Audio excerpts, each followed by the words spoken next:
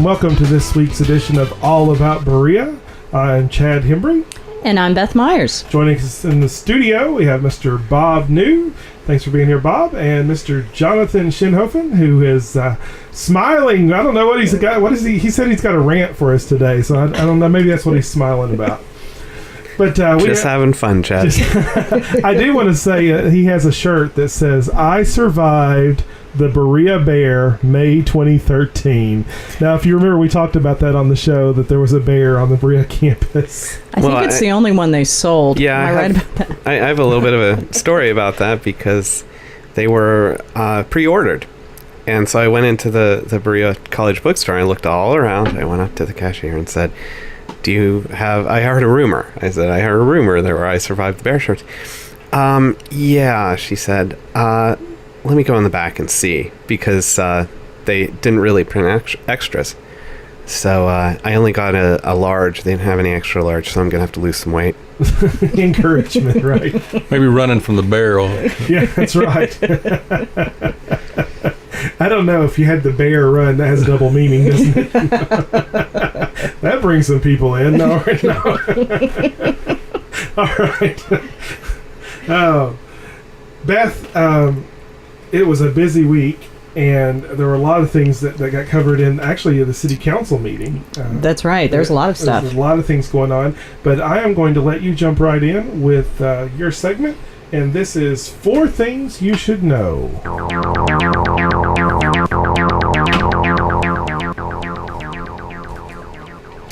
Thanks, Chad. So this is 4 things you should know.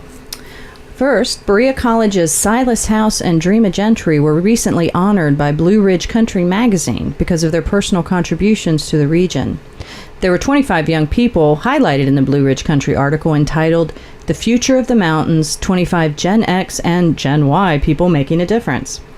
House was selected for his contributions as a novelist, playwright, editor, and NEH chair in Appalachian Studies at Berea College. Gentry, who's the executive director of the externally sponsored programs at Berea College, was recognized for her work in the region, which encourages young people in rural Appalachian Kentucky to go to college. That article can be found in the July-August 25th anniversary edition of Blue Ridge Country. There's still some divisions on the Berea City Council regarding the budget. This past Tuesday, Ronnie Terrell once again voted no, the sole one to do so. Jerry Little wasn't present, and the others all voted yes. When asked why he didn't vote yes on the budget for the 2013-14 fiscal year, Terrell said that while putting aside $2.6 million in reserve fund was a good step forward, he voted no because the expenditures exceeded revenues this year by $3.2 million. City Administrator Randy Stone responded to that by stating that the beginning fund balance of the city was $6 million, so even when expenditures exceeded revenues, there is still plenty of reserve to handle it. Stone went on to say that projects were always budgeted and that couldn't be paid for out of one year's revenues, which is why reserve funds are kept. Some projects planned for this next year in Berea are the Water Street Drainage, Bratcher Lane, and Menelaus Pike. Randy Neely was named as interim superintendent of the Madison County School System at the June 13th school board meeting. Neely will begin this role on July 1st, 2013, and will continue until a new superintendent is hired. Neely was currently Director of Pupil Personnel, and he will continue in that job as well as serving as the interim superintendent. Before coming to the central office, Neely was the principal of Whitehall Elementary, assistant principal of Madison Middle, and health teacher at Madison Middle. Neely is serving as the interim superintendent because of former Superintendent Tommy Floyd leaving to take a job in the Kentucky Department of Education. Shan R. Ayers, the Berea College professor of theater, edited a newly released book that is titled Scenes from the Commonwealth, Short Plays Monologues by Kentucky Women. The anthology contains the work of 16 women who are connected to the Commonwealth. Bereans will recognize writers such as Tris Ayers, Bell Hooks, Sally Bingham, and Dennis R. McKinney. There will be a public reading of the selected works on July 17th at 7:30 p.m. at the Jekyll Drama Center on the Berea College campus. The book can be ordered from www.amazon.com or purchased at the reading. And that is all for 4 things you should know. That's pretty good. The fact is, we have a lot of programs around here that support Appalachian students, encourage them to go on to college and to succeed. One of those is Gear Up, I know, and Upward Bound, right? What else? You said, Oh, as far as the externally sponsored programs, yeah, I mean, they got the huge grant from the Obama administration, the Neighborhood Promise, which has been, or is that Promise Neighborhood? Not Isn't there a quite sure. 21st century? Well, that's actually Berea Community. Okay. That's not Berea College. But yeah, the neighborhood was a huge grant they got, and that's where they've done a lot of work this past couple years to really get that going. But yeah, whether they have the outside funding or not, Berea College has always been involved That's great. in working with high school students from just around the region. I've known a few in Rockcastle County, Jackson County. I mean, it's a really great research outreach. Now, I know Bob has his own things to talk about when we get to the political section, but we could talk a little bit about the budget thing. That was very interesting reactions last night. Yeah, especially since they really Little and Terrell have probably been the most critical of the budget processes since they've both been in office. I think Terrell might have always voted no to the budget since he's taken office. So when they put aside this reserve fund of $2 million, and then they put aside, the kind of large equipment purchase fund of $600,000, that was a direct response to Little and Terrell's conversations about having like a quote rainy day fund, even though it wasn't officially called it. So I know there's some real kind of just irritation with some of the council members that's like, okay, here we do this, and you're still going to vote no. Of course, it's a tricky thing reading a finance statement because you look at the revenues for the year, you look at the expenditures for the year, and you're like, oh my God, we're spending over $3 million in the hole. Cities can't do that. But the fact is, they always, as Randy will say, and is shown to be true in the last several years, they're always going to budget a whole lot more projects than they can spend because they never know what's going to happen. So there's never an intention to spend down, but... Especially if you're waiting on grant monies. Exactly, because right now they've gotten stuck on Bratcher Lane because there's that property that got foreclosed on, Chase Bank happens it, and it's been months, and they still can't settle it, and they can't get the grant money to work on Bratcher Lane until they figure out what to do with this house. And we have to carry projects over. Yeah, so projects carry over. It does make the books. You have to look at the big picture. You can't go to the one line item and say, why are you spending more than you're making? No, look at the big picture. Did we compare? Last year what was budgeted, this year what was budgeted, and if we would sit down with anyone and show them that it is not a negative. Yeah, well, overall. I know that. It's a good soundbite for Terrell and Little, to say, well, we're spending more than we're bringing in, and I just think they play off that. They, it's kind of like the school board with John Lackey has always been the dissenter when it comes to the budget, and he always asks the questions, even though he may go ahead and approve what they're wanting. But he'll always ask the questions, and I think that's a good thing. But I mean, Terrell has almost taken it to, just to being belligerent about it. Well, and really, he's kind of hitched his start of that wagon. I think the conservatives in the community more on the economic side. I know when he didn't get voted in on that one election, he was just devastated. So it could be that he kind of sees this as a community to court for his vote. But the other thing you've got to think about in politics, in my opinion, is the people who are sitting next to you in city council. If you keep not working with them, because there's sometimes you say, okay, this isn't exactly what I wanted, but you guys are trying to come my way, I'll vote yes on the budget. There's a certain politic there too, to just working with the people that you're sitting with on council. So I'm not sure this is the best strategy, but yeah, and I need to check my facts on that, but I'm fairly certain he's never voted yes to a budget. Well, he does ask good questions. Yeah, exactly. And you do need those. And that's also how the people at home will find out about a lot of things, is because the people who start to really kind of pick apart a budget. And I guess my question would be the ultimate then voting no. It's like, okay, when do you say? I didn't see it coming. Him voting no? Yeah, No, I didn't I guess either. I was a bit naive on the fact that when we talked, we had worked out all of the discussion points. We had talked about why it looked the way it did, and we even had a couple of work sessions on it. And it looked like all the questions had been answered, and it was still followed with the no vote. And I think that's where the did you notice how it was a very much of a no? I mean, it was a very definitive. He was the first one to vote, and it was yeah. And the reaction to every other member in there, was what? Right, right. Because there actually had been I think Jerry might have actually talked more. Were they really surprised that he voted no? Only because I guess the way they've been working together and talking about it and trying to answer and actually work around the issues that were the sticking points. I think they really thought that they had, I think they thought that they had some consensus there. Now, I don't know if someone like Randy Stone would have been surprised, but I think the others were. Just because Randy has so much conversation with all the council members. Saturday, I was up in Woodford County with our Representative Jonathan Schell, and we were working there's a special election up there for the 56th district that Carl Rollins has resigned. And I was talking to one of the, I won't mention his name, but one of the guys in the leadership in the Kentucky Senate, and he was saying somebody was questioning on some of his votes, and he said, you know what? And he said, you've got so many bullets, and he said you go through the year and you build up your bullets, and you have to use them carefully. And I think that's what Ronnie doesn't. That's where he fails politically, I guess to say. But he's like a bull in a china shop when it comes to that. He doesn't pick his fights wisely, so that when he does, he has clout.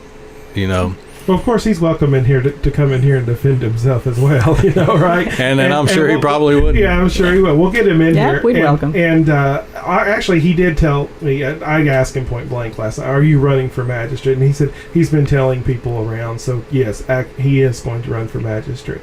So he'll be running for the seat that Larry Combs is vacating. To confirm that from last week. And Bob, I have a question as far as because you, I think, have been more involved with the Madison County school systems with some of your work. I don't know. Maybe not. I know one time you were. Yeah. I was just curious what you thought about the Randy Neely taking on as interim superintendent. If you had any response to that. I don't know. I'm not as familiar with the. I don't know him, and I just know that there's this whole financially they're in trouble.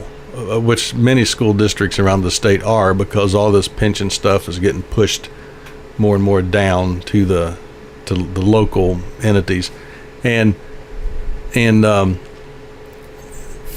know that they've gone out and hired this group that does superintendent screening and searches. So they go out and they advertise and they do all this, and then they bring a list of candidates that they've weeded through to the school board. Then the school board makes a decision, and there's really two things that the school board is charged with doing. One is hiring a superintendent, and the other one is the budget. And this school board is coming under a lot of fire because now they're subcontracting one of those jobs out to a third party group. And it's like, you've got two jobs to do, and you're admitting that, well, we're not going to do one of them, and then the other one is so far is their whole budget process for the school system is so cumbersome, and it's so big that if you ask them a question, they really can't answer it because there's so many line items and it's all interwoven, and there is zero transparency for the taxpayers. Yeah, it's almost like so much information that the information is meaningless. Yeah. And they can't even answer your question. Well, we'll have to get back with you, and then it's something you can't even understand. Even a lot of CPAs have said this is ridiculous. So and they have an auditor come in, and the auditor has the person that's done the audit the last couple of years has their spouse works for the school system, and people's like, well, is that legal? Is that ethical? And they're like, well, excuse me, they don't work at the central office. And I'm like, that just, it looks bad. Right. And a lot of times it's the appearance. Yeah. They're second cousins and not first cousins, right? Is that? Yeah. Once removed. Except I think they're married.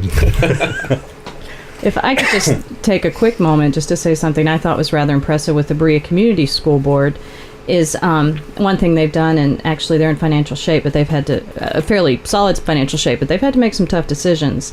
And one thing that Superintendent Mike Hogg did was took the 240 classified salary staff down to 235 days in their contract. This would be the principals. Mm-hmm.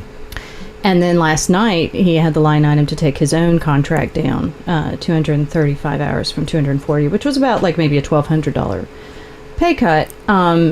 And it was interesting because Linda Wagers was concerned about it, saying you're our CEO, blah blah blah, and he said, well, I'm going to be working that anyway. It was more kind of a cut in pay, and they went ahead and did it. And I think it was Jackie Burnside, who said, well, as a leader, you don't want to ask your people to do something you're not willing to do yourself. And I just was like, you could say, oh, what is that? That's not much money, whatever. But it really represented, I think, a superintendent who's and that's really going to he's really going to put the rubber to the road. And if that means he's part of it, then he's going to be part of it. And that's something that the Madison County superintendent never did. They gave him that 12% pay raise, and that was after the teachers got no pay raise. Yeah, right. and then they paid for his doctorate degree, which was $35,000 or $38,000. They paid, and the day he finished it, almost the day he finished it. I mean, he didn't even have the diploma in his hand yet. He was resigning to go take this job at the state. Right. And So what did they gain? Nothing. Yeah. Through that investment in him. Yeah. And the board was just like, oh well, their whole, it's just the optics of it for the county school board looks bad. Well, I remember it was some time ago. Beth was covering that, and when he got his raise, she said to me in a private moment that she actually expected he might not be there much longer, even though he got the raise. But I need to brag on Mike Hogg here for a minute, because I went in to interview him once. I had a school project I needed to talk to him, so I met him before 8 o'clock, 7:45 or so, and we were the only ones in the building, and the phone rang, and he picked it up, and it was somebody calling the secretary for some business that she had with them, and he took a message for the secretary. The superintendent of the school system takes a message for what is presumably the lowest ranking individual in that building, and I thought we're in good shape with Mike here, Yeah, well, and the central office in Richmond is kind of the opposite, because they have 12 secretaries, but they're laying off and teachers and that's not tenured yet, and reducing staff at the schools, but they're not getting rid of any of their secretaries or any of the central office staff. Or vice superintendent. Seems like they have a couple of those, don't they, Bob? I think they had 6 at one time. Essential personnel. All right. Well, we're going to have to go on to our first break. This has been an interesting chat, though. You're listening to All About Berea. We'll be right back after these messages.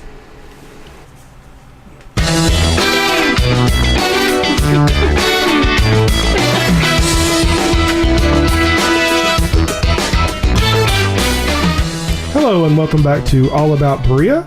Now we've got a special guest joining us, and Beth, I'll let you introduce our guest All that you right. invited her. Yeah, I had to bend her arm a little bit, but I got her here. You did. I wasn't so sure. So just a little, not to hurt too much, but Yes, this is thanks, Pat Acevedo. She's the, let's see, let me get the official title, Children's Program Coordinator. Well, with it's close in, getting in the youth ballpark. services Youth librarian. Services Librarian. That's right. So for those of you who have gone to reptile shows or gone to Christmas parties or Halloween parties, she is the mind behind the madness at the library. So I wanted her to come and talk Thank about you. the just the summer, because the library kind of really kicks it up when the summer comes it really along. Does. So we've been all planning for this for months and months, and it's really exciting, and tons of people stream into the library. It's a wonderful opportunity. Yeah.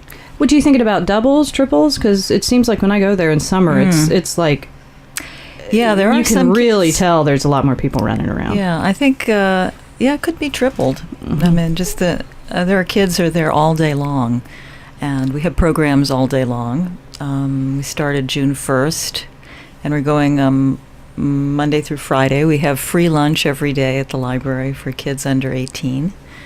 And is that the same program that the schools offer? Yeah, it is. So the idea is, we're calling it Fuel Your Mind, so that people who might take advantage of free lunches in the schools, but really it's for anybody. We don't have any income requirements. Anyone is eligible to come and just drop by and eat lunch and then stay and read books and check things out, do programs.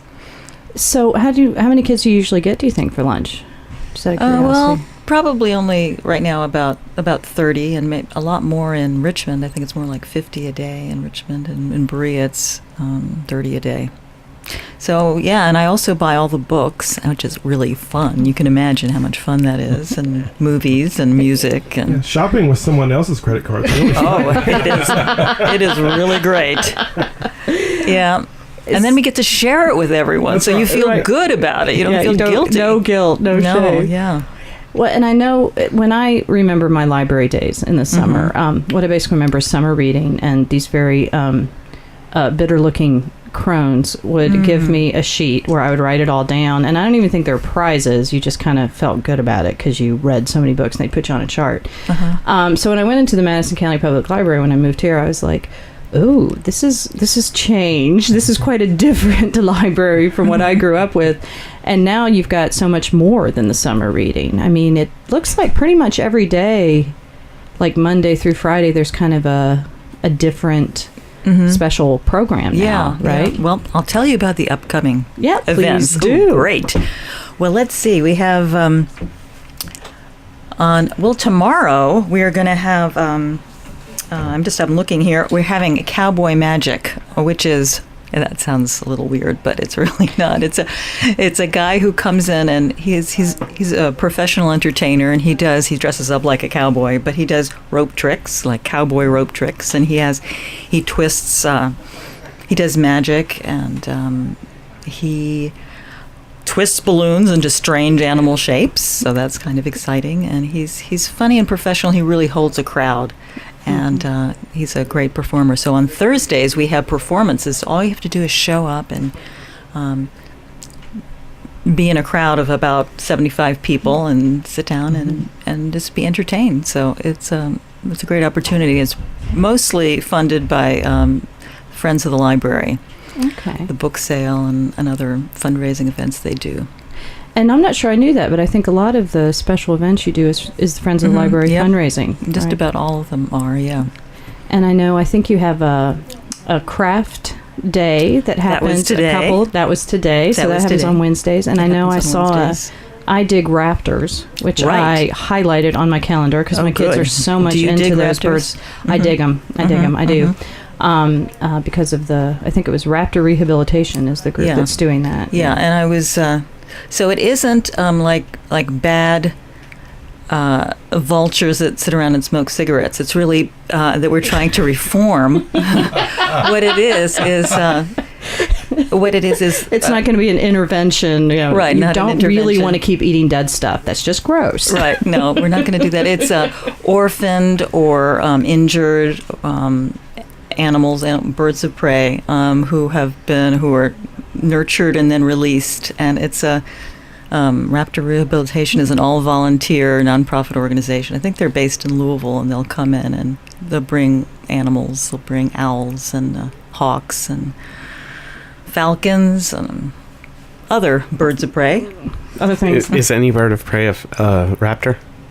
Do you know? Oh gosh, Jonathan, don't ask Sorry. me stuff like that. I don't Well, you know know. what I first saw, of course, because my children had me so brainwashed, is I said, I dig raptors. I'm like, oh, it's some kind of dinosaur Well, show. you know? Okay, thank you so much. Am I the only person in the room thinking Jurassic Park when she's saying raptor? Well, lots of raptors, Right. Utah raptors. Ooh, maybe they'll bring some fossils. Yeah. But birds of prey are just as good Yeah, no when it comes to dinosaurs. my kids. Oh, good. And let's see, I think, and of course the ever popular reptile shows. Oh yes, we had one last week, and it was just reptiles. There were 5 reptiles. I think there could be more reptiles, Beth. I could see disappointment in your eyes. I but- know, my face is falling. But I think you even said to me once, it was so funny when I was interviewing you about some programming, you're like, I could hold reptile shows every day of the week, and I would pack the house. That would be like Right. the easy sell for the kids in this Just in add this chocolate community. and snakes. Yeah, and you can get chocolate and people snakes, to come. and we'll come with kids. So offer Well, that's snakes, true. and they will come. Right. We have we have something called Club Lego, which is really just we bought a lot of Legos and we put them out, and kids come and play with Legos, and it's just a social, fun event. It's cool. It's cool. I took the kids there. It's cool. Oh, good. Well, I've even bought new Legos. I bought girl Legos recently, which is a whole new marketing phenomena. Are they pink? They are. Some of them are pink. and yellow and yeah, I didn't even know nice such a thing pastel existed. colors. Yeah. Little flowers. You can build a Barbie house. But seriously, it's a good thing. It is a good and thing. Legos, really, children do wonderful, amazing, creative things with Legos, and they're relaxed. Well, and I know we had just some pictures actually in the paper now of the petting zoo, and we were talking about how many people came in Richmond and how many people came to Berea. We actually even got a phone call at the newspaper saying, y'all need to get down here to the Berea church. There's all these kids, and they're petting these animals, and it's just real cute. And we're like, yeah, we're already on it. But I remember Teresa said something about, man, people in this community love their library, which is really amazing when you think of kind of the controversial roots in which, it first got voted in, but... And what I think, of course, when I look at that calendar is I'm like, these are all free, for as far as activities for the kids. So, Yeah, We're very lucky, very fortunate to have a library like it is. It's a very fun place when you go into it. The atmosphere is really pleasant. And I know you're here to talk about the kids, but they do a lot of things for us grown-ups too. well, that's true. Big kids. They do have big kid programming. Yeah, we're having more and more the computer Lego classes. Club Lego for men over 30. I'm there. Yep, we have. We're having great computer classes, which is helpful even for me. I really should go to all of them because they're wonderful. They're from the very most basic kind of computer classes to this is the mouse and turn on the computer and it's really okay, and left click, right click, and then to advanced PowerPoint and Excel. So really good classes. The very patient instructor, very patient.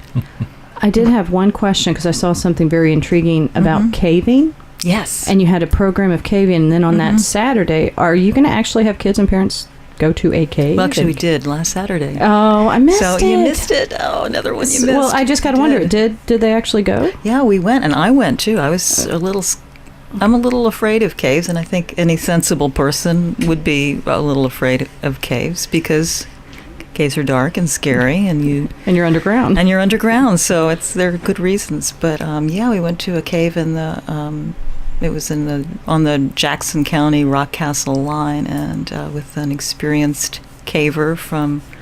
He's actually the director of the Bourbon County Public Library, and he is a cave enthusiast. And we took 10 people into a cave, and the youngest one was 4 and 5. I guess his ideas are caving can be great family events, and Dad doesn't have to give up something he's passionate about. He can take his wife and his kids along with him, and everybody had a helmet, and it was a lot of fun. It was very exciting. Plus, a big guy like me doesn't have to sweat so much in a 60-degree cave. Yeah, it was. So you always have to cool. watch out for, some of the little holes you slip through. Well, I tell you what, Letha and I went down to Tennessee, and we decided we were going to do Ruby Falls and Lost Sea and all those, and you don't realize how much you walk because you stay cool and you can over exhilarate yourself. We were killed when we got back to the room. The next morning we weren't fit to do anything. So I love going through the caves. So that I'm ashamed that I missed that. And Bob, you would have liked that. Actually, my caving has all been underwater. Yeah, so you scuba dive and cave, I know. Ooh, wow. Oh, hey, now there's the new library program, scuba diving. Well, For kids. Pat, have you got any more events you want to share with us there before we... Yeah, anything you want to highlight? Let's see. We have... Don't forget we have some great juggling performances. We have a dinosaur program that isn't... There are no actual dinosaurs will be there, but there'll be songs about dinosaurs and activities about dinosaurs. Are you going to dress up in a dinosaur outfit, Pat? I'm not. Oh, didn't you? What did you dress up in for the Berea community when you were announcing the summer program? Weren't you in a I did. interesting suit? I heard. Yes, I was in a very chintzy yellow polyester banana suit, and we did the Harlem Shake. So it was fun. I will do anything to get people to look at me and hear summer reading. Come to the library, please. Well, we appreciate you taking one for the team with the literacy of our children, Pat. Banana suit and all. Yeah. Oh, I did one. I'm going to share one little story. And a lot of times people think that that libraries are going to become obsolete and that everything is digital. No one is ever going to pick up a paper book. But it was the very last day of Berea Community School, and a boy came in with his family and a friend of his, and they had come to a craft program. And his mother said, that's the first thing he wanted to do is come to the library right after school. And I said, wow, thank you. That's a really great thing. I mean, right at the end of school, and you wanted to come to the library. And he said, yeah, who wouldn't want to come to the library? He said, old books are my favorite smell. And that, of course, was astonishing. Yeah. And the kid next to him said, well, books are my second favorite smell. And of course, the question is, well, what's your first favorite smell? And he said, the ground after it rains. So that just made me think that... How poetic. Yeah, it was really an unusual... so I felt encouraged that perhaps there's hope for paper books after all. So... Well, and just a quick note, your new director, when I was interviewing her, had actually said that, yes, digital is up, digital reading, but also the numbers of books being checked out is up, too, for the past couple years. So it's not decreasing as the other increases. They're both increasing. So I thought that was interesting, too, statistically. Well, I think that the digital enables people to own books easier. And to take them with them and to own them. But as far as going to check them out, I think that having a regular book is better for you. I mean, everything that I've read on it, the glow of the screen, there's just a lot of things that aren't really good for your body that a book is a little better for. Well, in order to get a free digital book or borrow a free digital book, you need to buy a $200 device. So, to read it on. So for some people, go get the free library card. Yeah, exactly. Yeah. And it's true. It's really nice to browse. You can browse in a different way in a library. You can literally fall over books in a library and find things that you're not looking for. And the That's books true. on CD That's are true. great for traveling too, though. I love that when I go on vacation. Absolutely. The whole being read to, I think, is something we all enjoy. Okay, well, Pat, is there anything else you wanted to highlight for our listeners, or let's see. anything in July that's coming up that's particularly let's see. We just have some so cool? We got to talk about it. Well, we have a couple of things. We do have some local musicians who are really wonderful. I was so impressed with them. They do preschool stuff, but they are smart and engaging, and they really know kids. The group is called Sweet Honey and the Bee. And Of course, I thought you were going to say Sweet Honey in the Rock, and I'm like, I'm there. Almost that. We have the Kentucky Shakespeare Festival is going to come in and do Julius Caesar with puppets for children. And that's really strange, but maybe I can finally understand a Shakespeare play. Yeah. Well, it's good to start I want to see that with puppets. That one ends kind of violent. Yeah, but puppets dying, it just doesn't have the same, horrifying feeling. Yeah, it's not all puppets. So there are two actors who perform, and it's they pick the most exciting, It's comical, definitely an exciting story. Yeah, and it's good to be introduced. So Shakespeare is not as horrifying when you get to high school. You think, oh yeah, that was kind of interesting. Well, I hear our next guest is out in the room beside us, great. so I think we're going to have to wrap up this section. But thank you so much, and we're going to have you You're back, welcome, Chad. because you've shared a lot of information, and I'm sure that come school time Great. starts back up, we can get something else in here. To Yeah, talk and about. people can find the programs on the Madison County Library website. Mhm. And also, I think you always have these flyers still out for people who are still paper-based and Yes. want to take a calendar with them. We So. do, and thank you so much for inviting me. This was Yeah. so much fun. Thank you, Chad, and thanks Thanks, Pat. No problem. And please sure to check out the local library. And if you've not been there in a while, I think you'll be surprised.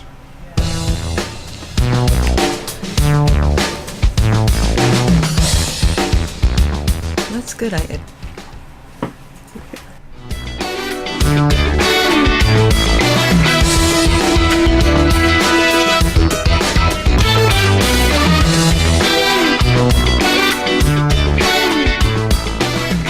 Hello and welcome back to All About Berea. We have another special guest joining us this week, and this is Mr. Chris Schill, which I've interviewed a couple times before here on Berea Online, and he's here to talk about Get Healthy Berea, and he's currently the Foundation Director for St. Joseph Berea. Thanks for being here, Chris. Thanks for having me.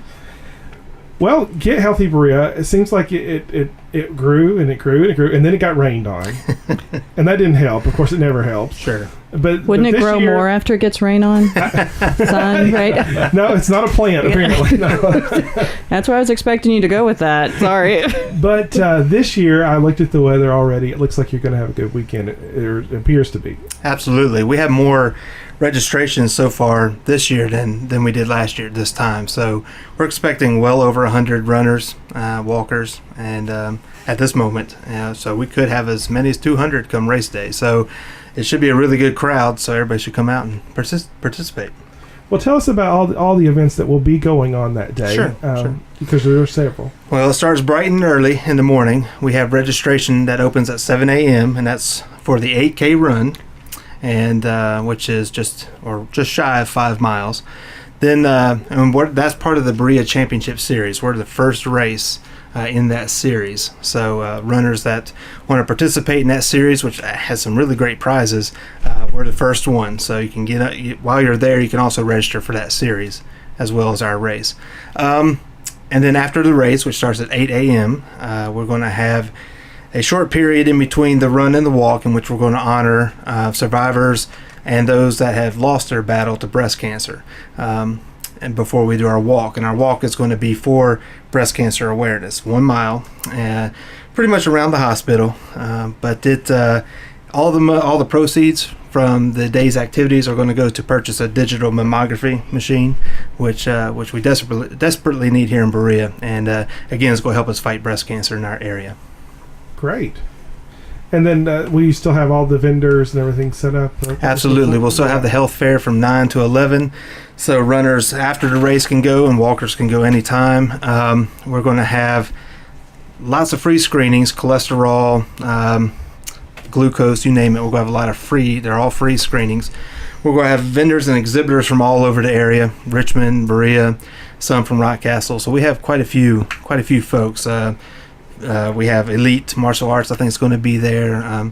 So some folks that deal with exercise, some with nutrition, some with your actual medical needs. So it's a good thing to come out and just get some information and maybe get a free screening. And we have some things for kids too. So bring your kids along. We're going to have the medical helicopter come in, and they can climb all on board of that. And then we're going to have a fire truck, police, K9, lots of folks there. So it's going to be Will you have the fun. colon that they can walk through again? We are going to have the inflatable colon that you can walk through and come out. And yeah. Rather a disconcerting experience, let me tell you. I've been through the inflatable colon, and I've looked at all the little things on its walls. Yes. How do you smell when you come out? Well,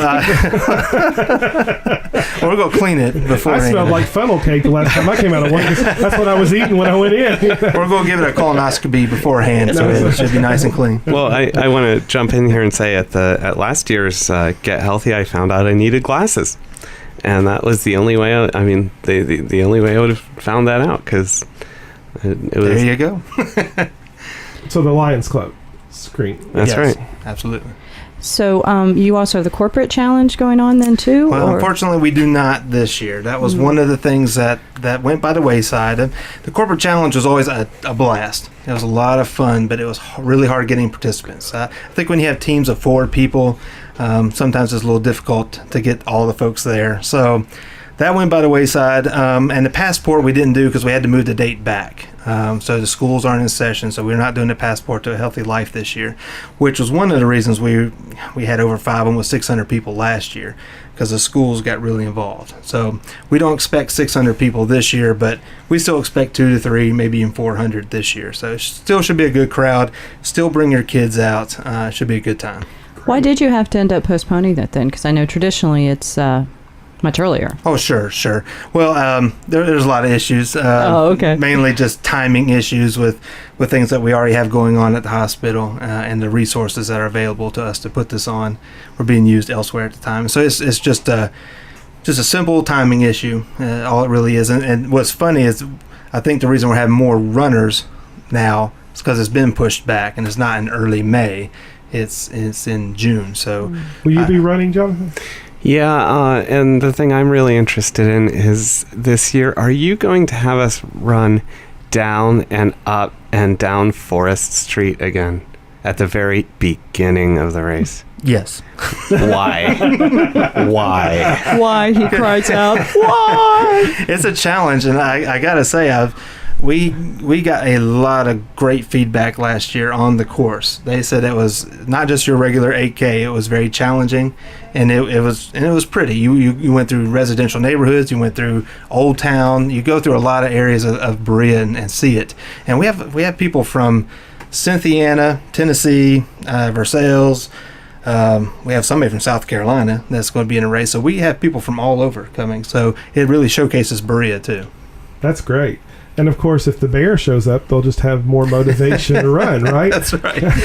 My guest appearance. In most of the 5Ks, people complain about the Richmond Road up to the hospital, but we've got plenty of uphills in the And Get the Healthy. rest of Berea, right? Oh, absolutely. Yeah, just ask the people that walk in the parade what going up Broadway's like. Now, will there be, I have to ask this for my kids, will there be inflatables there for the children? No, this year we are not going to have the inflatables per se. Just for the fact that we didn't know how many kids we would have. But like I said, having the police department there, they're going to have their Humvee, the fire truck's going to be there. They have all said, let the kids crawl all over them, have fun. They're going to have the K9 doing some demonstrations.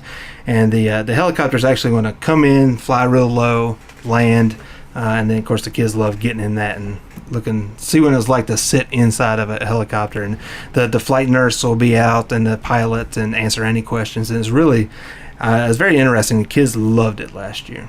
Why do I have this picture of Jonathan sitting in the helicopter?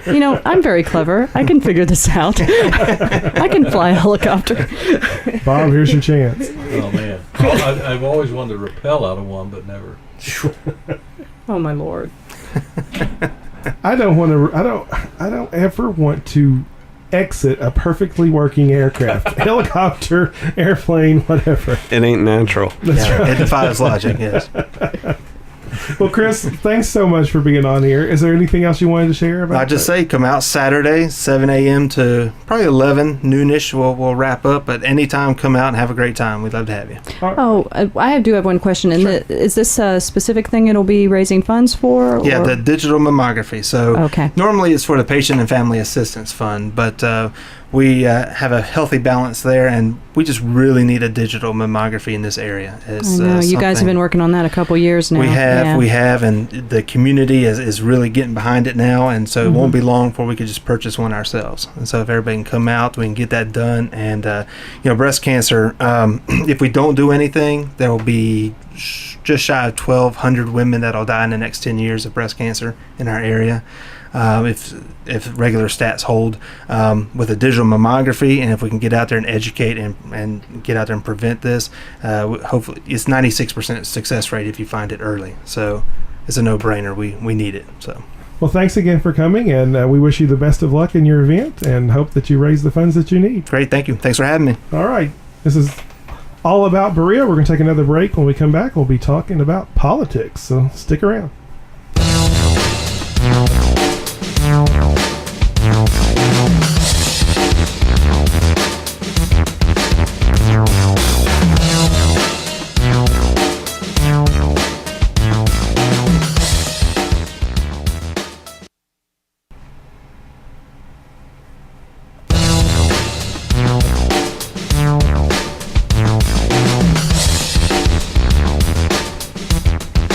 Hello and welcome back to All About Berea. This is our last segment of this show, and we're going to talk about politics for a little bit. Mr. Bob New.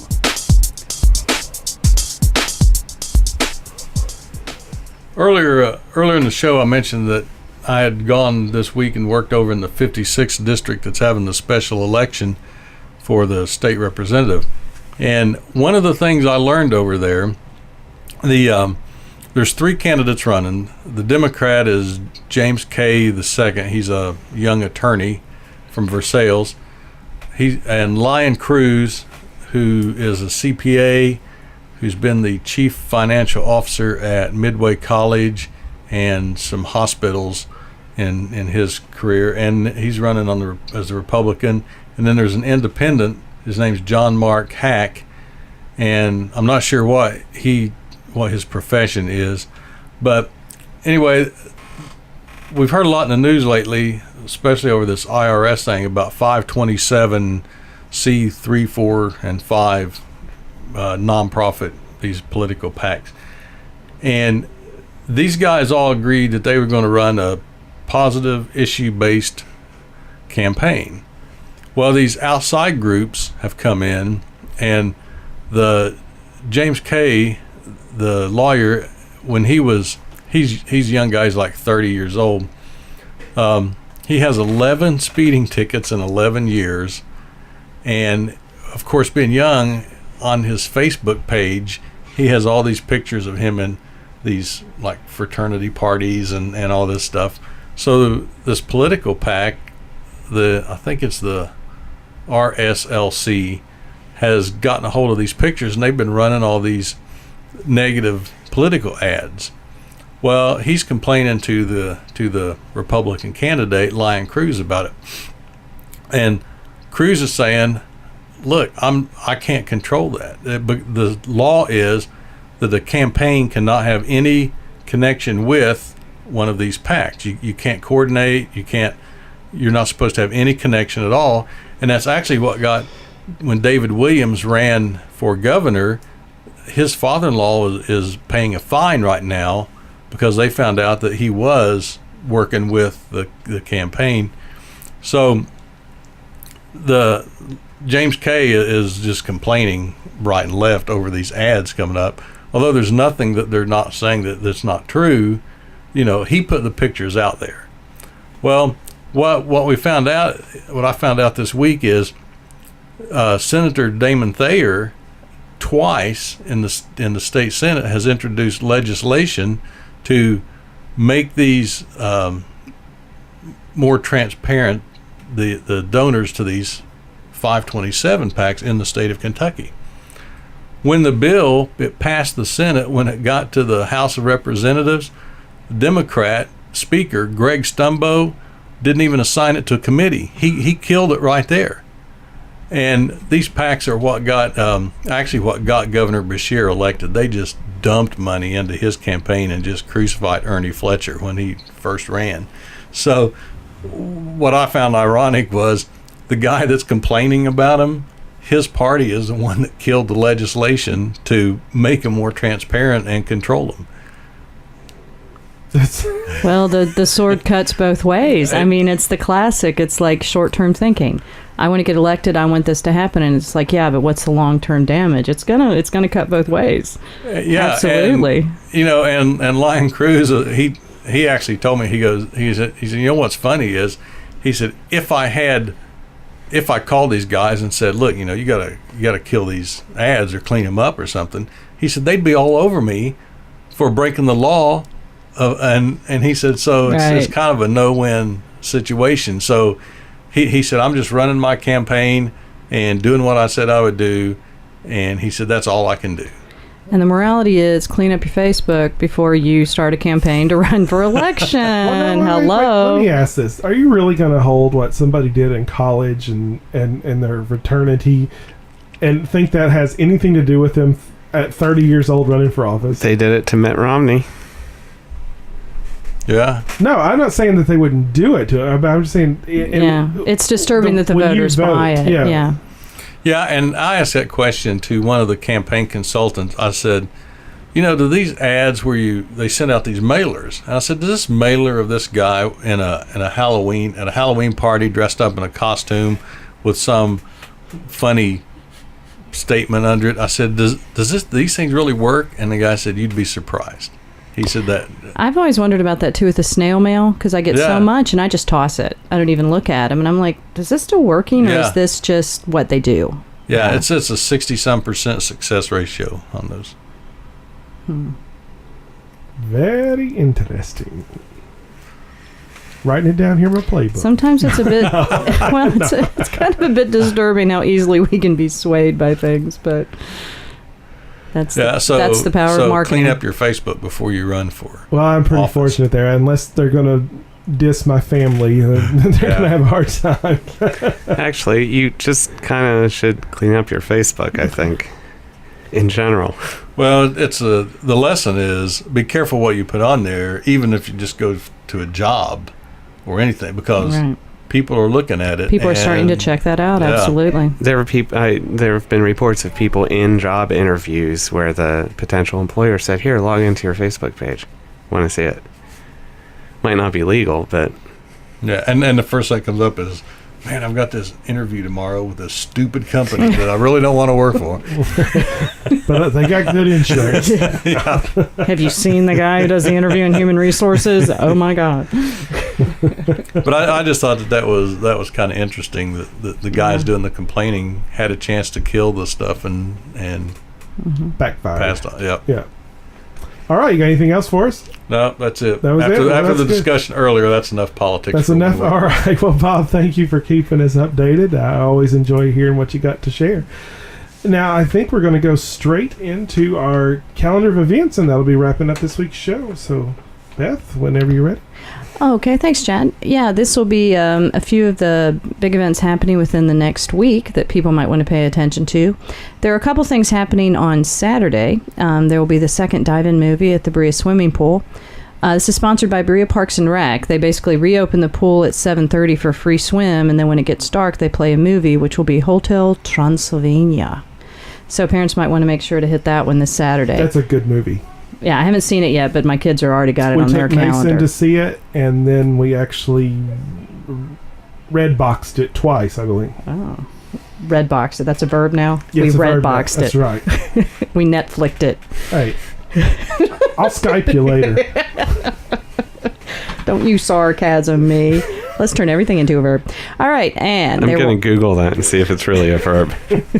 there will also be. Oh yeah, because Google will always tell you the facts, man. Always. Hey, Wikipedia don't lie, man. Yeah, it does. It never would. Don't know. Hey, the internet I never trust lies. Bonjour. The same with topics. I mean, come on. Why do we even mess with print anymore? You know, I mean, all the best and most accurate information can be had on the net. Are we agreed with that, fellas? Yes, here? yes. Uh-huh. Okay. Just listen to us. All right. Now, next, also on Saturday, will be the Contra Dance at the Russell Action Folk Center. This is the monthly one that happens. They have the free lesson at 7:30, actual dance starting at 8. Deborah Denenfield will be the caller, and the band Keltricity will perform. The cost for that is always $7 for adults and $4 for students or seniors. And, of course, we've already heard about the Get Healthy Berea, so keep that on your calendar. Also, on Saturday, the building Churchill Weavers will be open for an open house. The Churchill company that purchased it is going to be holding that. So the owners are inviting community members to come take a look at the building, get a tour, enjoy beverages, and if you want to see also a performance of the Berea Festival Dancers, that's going to be going from 12 to 5 on Saturday. And they're also going to have an idea wall where people can write down what they would like done with the building and creative ideas they would have.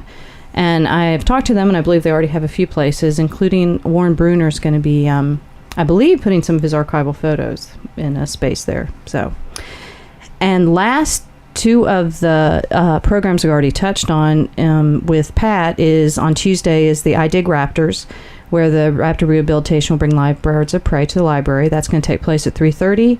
And then on Thursday, there will be the I Dig Juggling to follow the I Dig Raptors. So that'll be Thursday at the library. The Juggling Variety Show will take place at 3. Very nice having Pat on here. That's right. So that is our week. I do want to say that Jonathan will not be giving money to every student that beats him in this next race on Saturday, but he may very well donate a couple bucks to anyone that'll help him up Forest Street. Especially if they can do it and not damage his dignity in the process. That would be most helpful. It's a busy week, and that's good. I like it. I'm waiting for the I Dig Juggling Raptors program. Or I Dig Raptors Juggling. That's right. I'm just disappointed it's not about dinosaurs. Yeah, Well, Velociraptor Raptors Eagle. juggling dinosaurs. How's that? It's the ants, the descendants, That's right? true. Birds of prey. You're just seeing the little great grandchildren Yes. of the raptor dinosaurs. Well, this has been this edition of All About Berea. I want to thank our main sponsors, BreaOnline.com and the Berea Citizen. Be sure to check them both out weekly, where you can find more news about Berea. And please listen to us next week. And there's a full, even more detailed calendar of events on both of those, Berea Yes. Online and Berea Citizen, if you want to see all the other things that are going on in Berea. Thank you for reminding me of that. It's funny, we talk about these little things, and she's so good at remembering them. That's why she's on here. She's my memory. No, but thank you so much for listening. Just call me Chad's memory. We hope to hear from you and hear what you want us to talk about, or any guests that you want to recommend to be on the show. We're always open to suggestions, so please check us out. You can go to BreaOnline.com, send us a digital message there, or you can phone the Citizen office, ask for Beth anytime as well. So thanks again for listening, and join us next week for more Berea news.